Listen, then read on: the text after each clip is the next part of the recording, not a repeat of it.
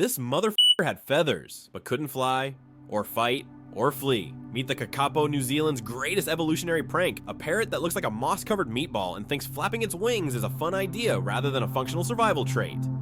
Let's get the stats out of the way. It's nocturnal, weighs up to 9 pounds, and has the airborne grace of a beanbag chair. Instead of flying, it just waddles around at night, like it lost a bet with evolution and now has to cosplay as a confused owl forever. Its scientific name, Strigops habroptilus, sounds like it should mean noble bird of the night or something majestic.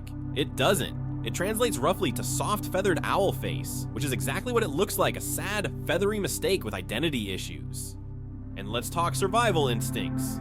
When threatened, the Kakapo freezes, not flies, not runs.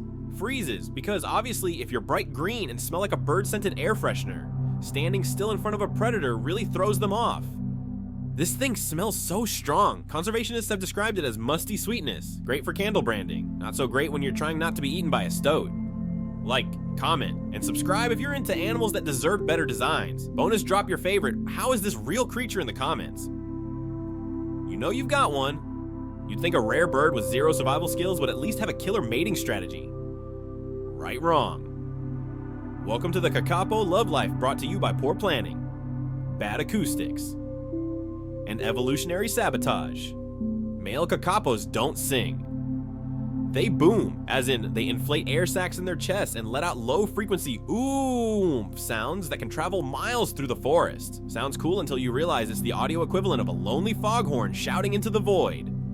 They sit in a dirt bowl, yes, a literal hole in the ground, and broadcast these mating calls all night for weeks. Problem is, females only breed when there's a bumper crop of rimu fruit, which happens like once every few years. So most of the time, the dudes are just vibing in pits, yelling into nothing. Nature's saddest open mic night, but even better. The males don't actually go find the females. The females have to find them. In the dark. In the forest. Using sound.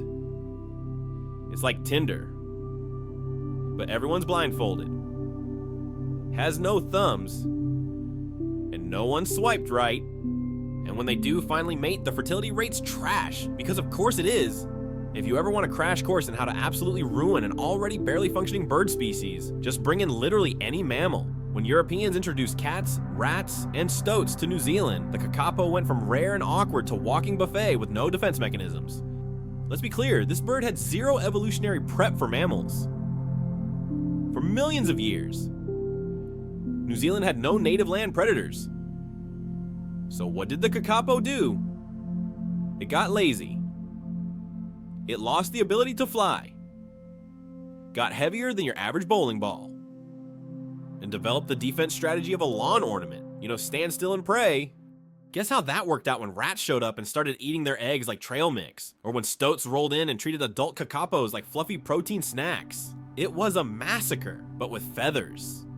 By the 1970s, the Kakapo population was down to a hard 18, not 18%, 18 individuals, most of them old, confused males yelling into the void. Honestly, they weren't even going extinct with dignity, they were just slowly fading away like a forgotten dial-up tone.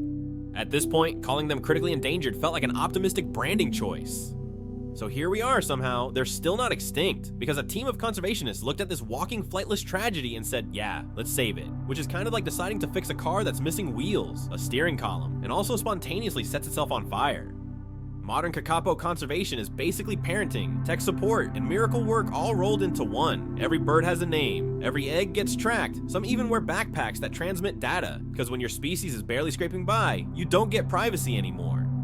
And guess what? It's kinda working. The population's creeping back up past 250, which, sure, is adorable, but also terrifying, because we're actively preserving a bird that can't fly, fight, flee, or flirt. It's evolution's soft green note pile, and we've decided to keep it on life support with GPS and government funding. To be fair, kakapos are hilariously charming. They climb trees like clumsy toddlers, fall off branches, and grunt like someone sat on a rubber duck. So yeah, maybe they don't deserve extinction.